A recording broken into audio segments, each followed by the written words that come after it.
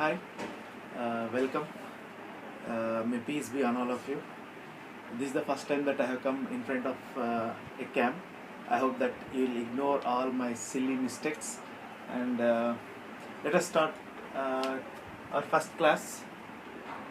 In this class, we will be discussing few things related to few basic things which we should cover before going deeper into the chemistry.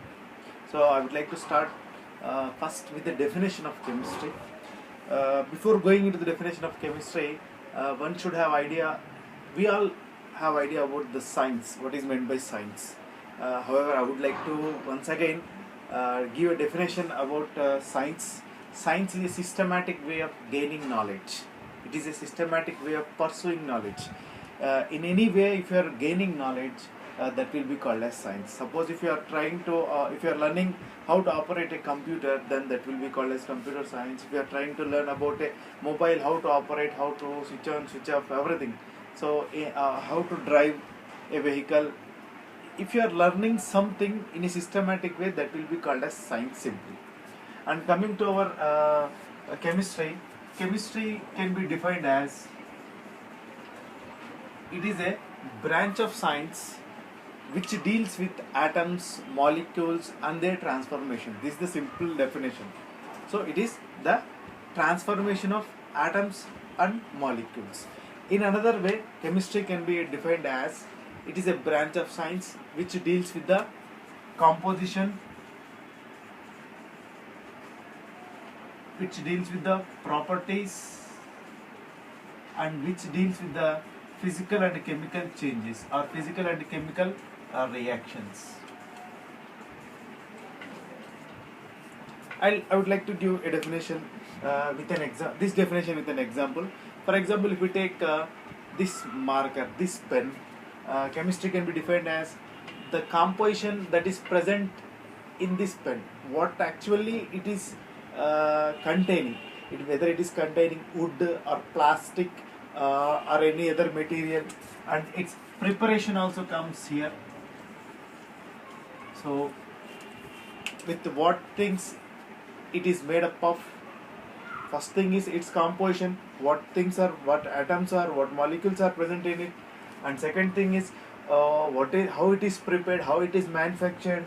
Third thing is what are its properties, where we can write, can we write it on a white board, or can we write on a wooden board, or can we write it on a glass, or can we even write on a wall, etc. Their physical and chemical properties. What happens if I drop this pen? What happens if I put this pen in water? Or what happens if I heat this marker?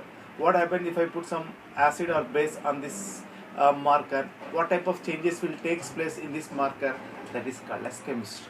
So once again, I would like to revise the definition of chemistry. In simple terms, chemistry is the science of atoms, molecules and their transformation into some other substance.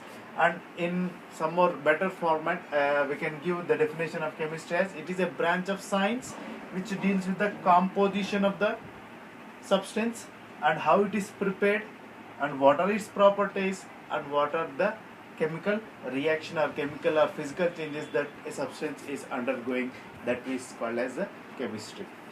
Before going into the matter, I would like to give some more information about chemistry, how much it is very useful in our daily life. Chemistry you'll come across in every sort of life, in every part of life, from birth to death of a human being or animal or plant, everything is associated with chemistry. If there is no chemistry, there is no understanding of life. There are various uses or applications, daily life applications of chemistry are there, like it is useful in making of various chemicals like acids, bases. It is useful in the making of drugs, medicines. It is useful in the making of pesticides. It is useful in the making of fertilizers, in predicting weather patterns, functioning of brain, DNA, biochemical reactions, etc., etc., etc. Like this, chemistry has a very, very important role in our daily life. Now, coming to our topic, that is matter. I would like to start from universe. The whole universe can be divided into two types. We can classify the whole universe into two parts. One is non-matter, another one is matter. So first I would like to give the definition of matter. Matter can be defined as it is not that matter that what we usually say with our friends. Sometimes we say, what is the matter, friend? What happened like this? That is that kind of matter we are not talking here. It is a different matter here. Matter is anything which has got mass and which occupy space. Anything which has mass and occupy space, it will be called as matter. For example, if I take this marker again, this has got some mass. If we take this to some balance, it may weigh 50 grams or some 100 grams, and even this is occupying this space, some space. It is occupying some cylindrical space or some other some amount of space it is occupying. In our lower classes, we may have done some experiments to prove that whether air is a matter or not. How can we prove that air is a matter or not? Can you tell me that whether air is a matter or not? Yes, air is a matter. How can you prove that one? We in our lower classes we may have carried out some activities like inflating a balloon and inflating a balloon without air. When we weigh this one, the balloon with air, it will carry some weight, it will go down, and the balloon without air will come up. So this activity proves that air has weight, air has mass. And how can you prove that air occupies space? Take some bowl and take some water in it, invert a glass in it, you'll find out that water will come up. When you invert a glass in that water will overflow, indicating that because this glass already it contains some air in it, it is not, when you invert that glass into the water, that air is not allowing the water to enter into the glass. If you slightly tilt this glass, what happens? Some amount of air will come out first, then water will enter into this glass. So this activity proves that air occupies space. So like this, anything which has mass and which occupies space, that will be called as matter. Coming to the second part, the second classification is non-matter. Non-matter is the one which does not have any mass and it does not occupy any space. Okay. For example, if you take light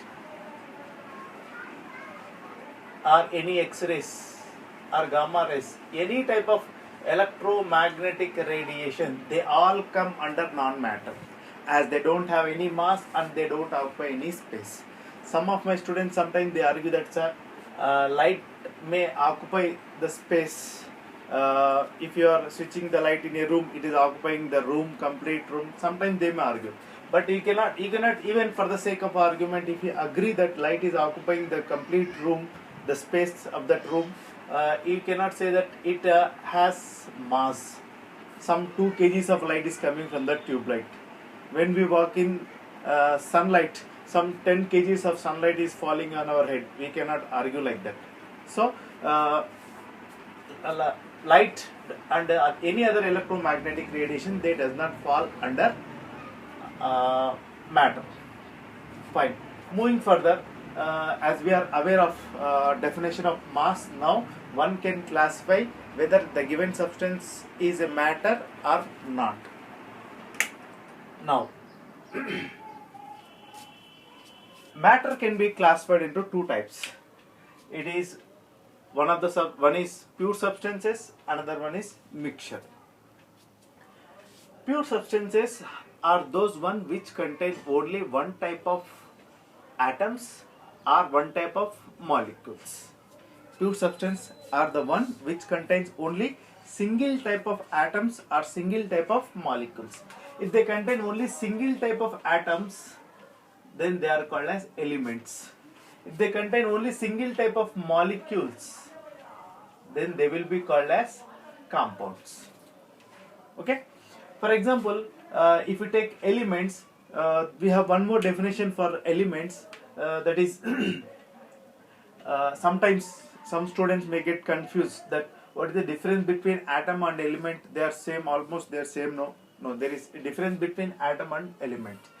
Atom is the smallest particle or smallest part or smallest unit of a substance which takes part in a chemical reaction. Okay, whereas element is the basic form of matter which cannot be broken down further into simplest form. It is the basic form of matter. If you take any matter, if you go on breaking the matter, you will find or you will reach to such a position or such a point that matter cannot be further broken down into simple form. I'll give more clarification about elements. Let us once have the definition of compounds also. Compounds are the one which are formed from two or more elements combination. These are the compounds, are the substances which are formed due to the chemical combination of two or more elements. When two or more elements combine together, then they'll give rise to, or then they'll form compounds. Let's have one example so that we can differentiate elements, atoms and compounds. Even we will have clear idea about molecules now. For example, take hydrogen H2, oxygen O2. Imagine they are giving rise to water. So hydrogen here is the element, and oxygen is also, it is in its elemental form, whereas H2O here is a compound. So as we said in the definition, that compounds are those substances which are formed due to the chemical combination of two or more elements. If two or more elements are combining together, if there is forming a chemical bond between, or there is undergoing a chemical change between these two elements, then that will give rise to a new substance that will be called as compound. Compound contains more than one type of element. Compound contain more than one type of element. See here, if you take water, it has hydrogen as well as it has oxygen. They are combining in a definite proportion. They are combining in a fixed proportion. If you take in water, hydrogen and oxygen are combining in 1:8 ratio by weight. That means 1 gram of hydrogen will combine with the 8 grams of oxygen. If you talk about volume, they combine in ratio 2:1. 2 liters of hydrogen will combine with 1 liter of oxygen to form water. So they have definite proportion. Their combining ratio is a definite one. In random ratio, we cannot mix the given elements here. So if you observe element here, hydrogen, you cannot further break this hydrogen into simple form. If you have a doubt about whether the given substance is element or compound, try to break down this substance. If you break down water, on carrying out electrolysis, water can be broken down into hydrogen and oxygen. So if we are able to break down the given substance into simpler form, then that is not a element. Now now we have broken down water into hydrogen and oxygen. Let us break down this hydrogen again. Can you break down hydrogen further into any other simple form? No, you cannot break down further. You cannot break down this hydrogen into further simplest form. Therefore, this is an element. This is the basic form of an element. That is hydrogen. You cannot further broken down into any other simple form. Now atom. Atom is the smallest unit. It is present in every compound. If same type of atoms are present, say take hydrogen here, H2, same type of atoms are present here, then that is called as a molecule element. In this case, you will find two different type of atoms. One is two are hydrogens here, and one is oxygen. That means two different hydrogen and oxygen are present here. If two different elements are present, then that is compound. If only one type of atom is present, then that is called as a molecule. If only one type of atom is present, that is called as element. Now what is molecule? Molecule is the one in which if in any compound, if more than one atom is present, If more than one atom is present, then that will be called as molecule. Now here H2O is molecule, hydrogen is molecule, O2 is molecule, O3 is molecule, NaCl is molecule. Okay, so molecules are the one which have more than one atom.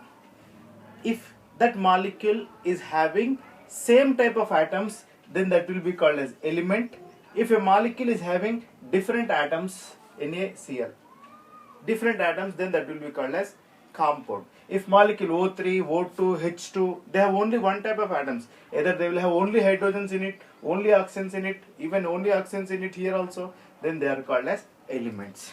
Now I think this clarifies the doubt between the elements, atoms, molecules and compounds. Okay, let us move further. Elements can be classified into 4 types. They are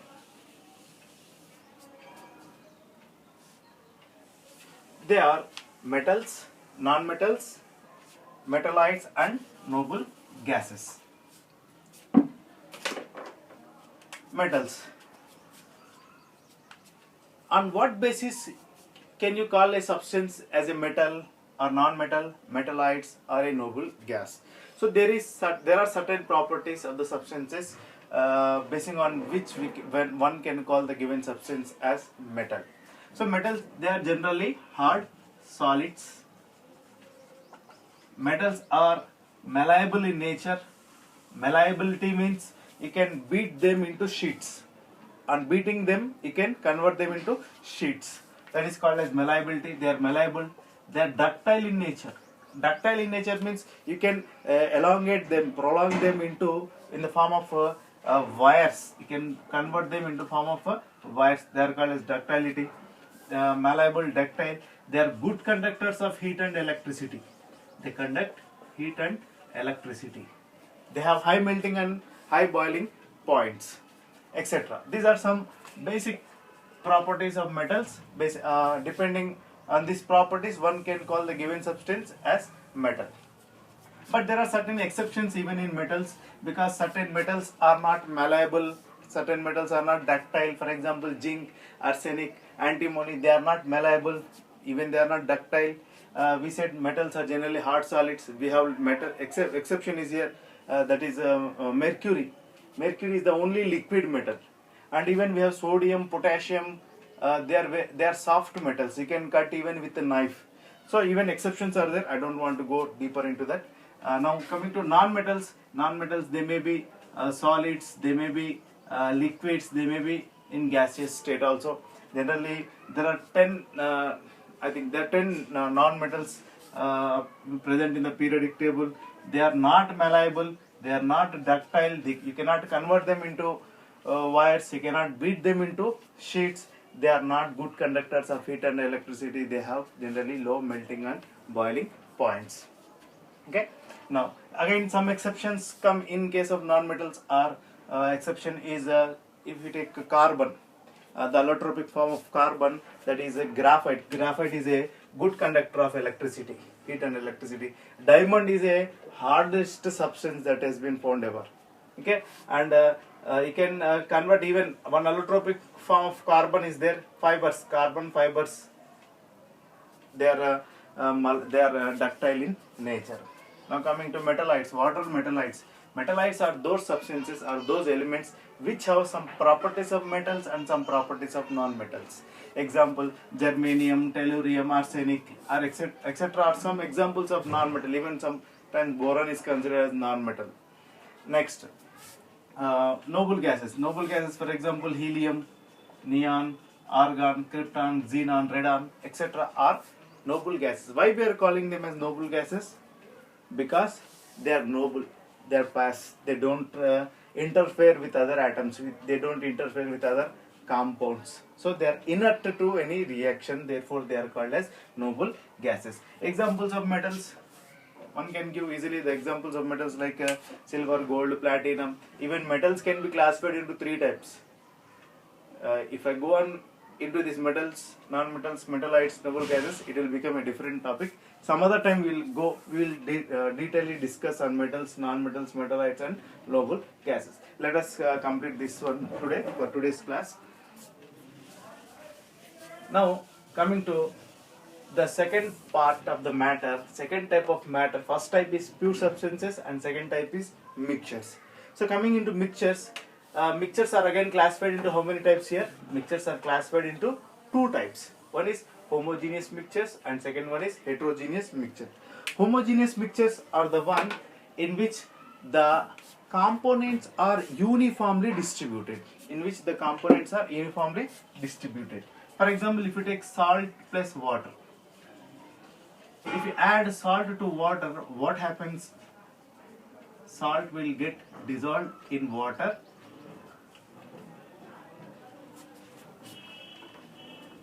It will get dissolved in water and it will be distributed throughout the solution uniformly.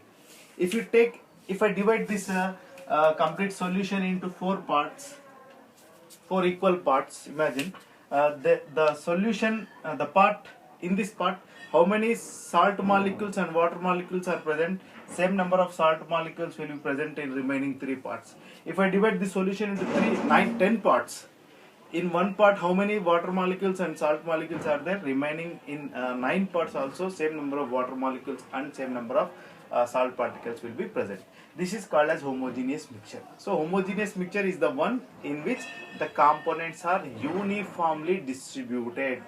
Concentration will be same throughout the solution. Whereas on other hand, heterogeneous mixtures are the one which are not uniformly distributed.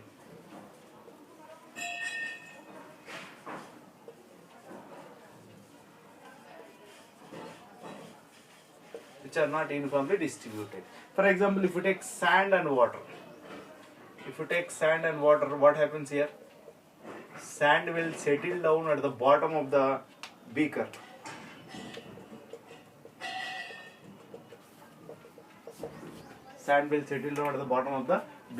So indicating that more components are present at the bottom of the beaker. Sand components are present at the bottom of the beaker. That means this component, which is sand that we have taken here, they are not distributed uniformly here. So this is an example for heterogeneous mixture, whereas the example for homogeneous mixture is salt and water here. Now further moving, I would like to revise whole things once again that we have discussed in this class. That we have discussed about the definition of chemistry. So it is the branch of science which deals with the composition of the substance, its preparation, its properties and its reaction with other substances. And coming to our topic matter, the whole universe can be divided into two parts. One is matter, another one is non-matter. Matter can be defined as the substance which has mass and occupy space, that is called as matter, and non-matter is the one which have no mass and it does not occupy space. Example for non-matter is electromagnetic radiation, whole set of electromagnetic radiations. Now matter can be classified into how many types? Matter can be classified into two types. One is pure substances, another one is mixture. And pure substances, again they are classified into how many types? They are classified into two types. What is a pure substance? Pure substance contains only one type of elements or one type of molecules, one type of atoms or one type of molecules. Now elements, what is the definition of elements? Element is a basic form of matter which cannot be further broken down into simple form. You cannot break down them into further simplest form. Whereas compound are the substances which are formed from two or more elements, chemical combination of two or more elements in a fixed proportion, in a fixed ratio. Elements are classified into metals, non-metals, metalloids and noble gases. And we have seen certain properties to differentiate whether the given substance is metal, non-metal, metalloid or noble gas. Mixtures are classified into how many types? Mixtures are classified into two types. One is homogeneous mixture, another one is heterogeneous mixture. Homogeneous mixture is the one in which the components are uniformly distributed. The example that we have taken here is salt and water, or you can take even sugar solution. And the heterogeneous mixture is the one in which the components are not uniformly distributed.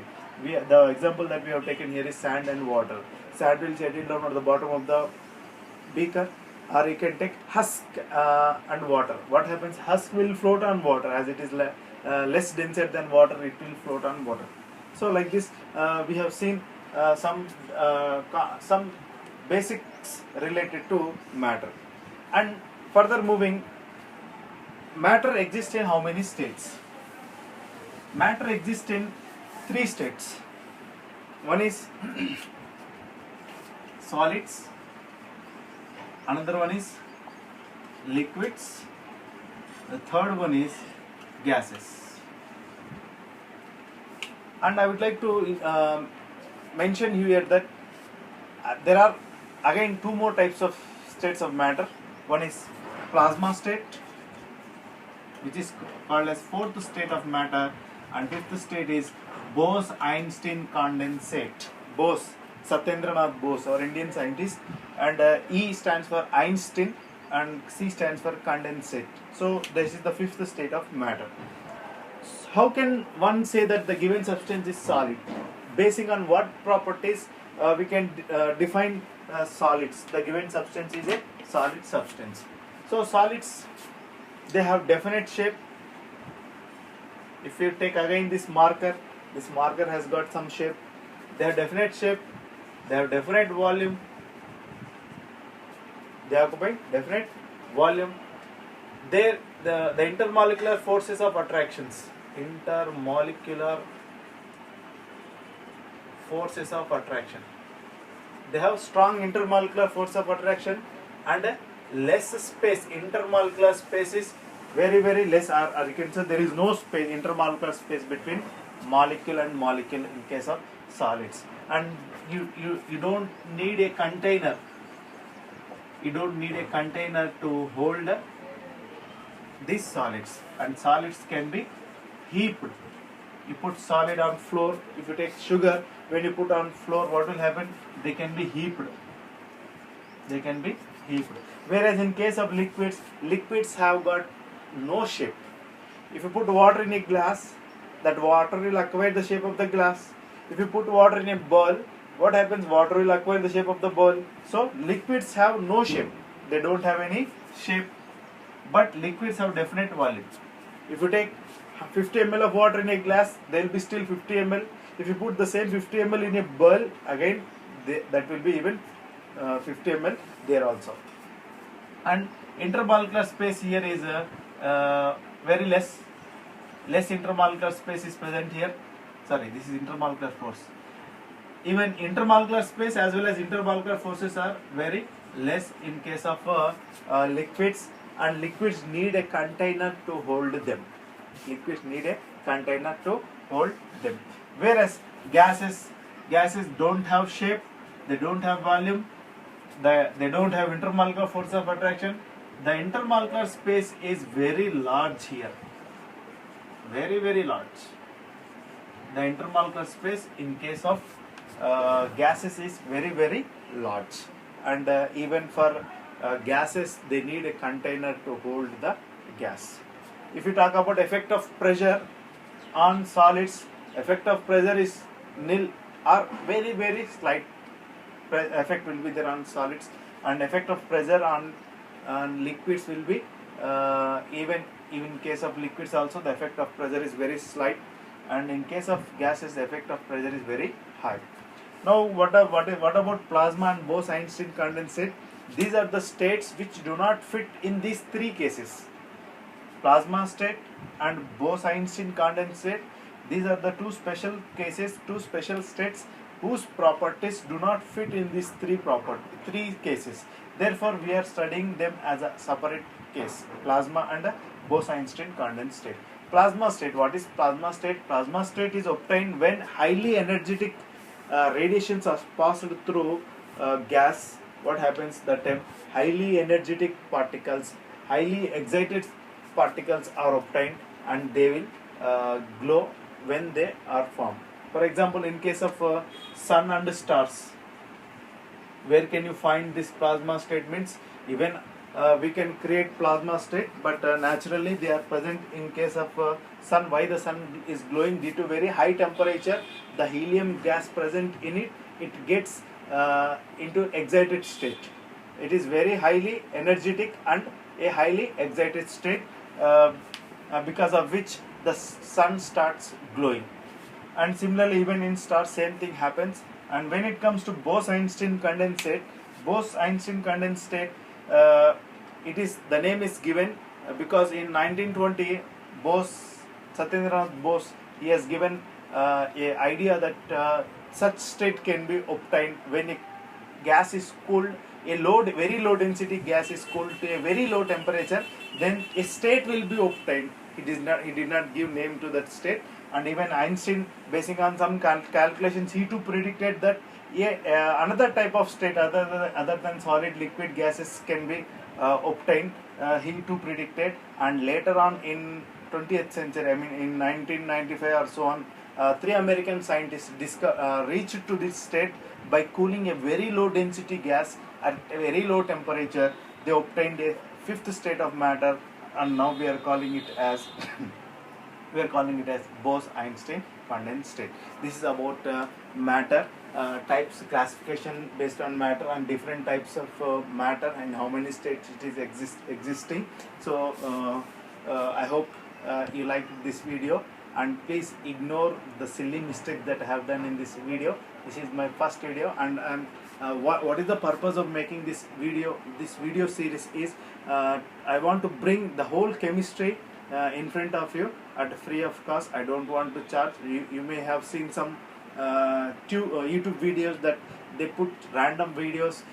So in order to get complete video, what you have to do, you have to pay to them. So I want to make everything free. So please feel free, and if you have any queries, don't forget to mention in comment box. Thanks for watching, and don't forget to subscribe my channel. Thank you. May peace be on all of you.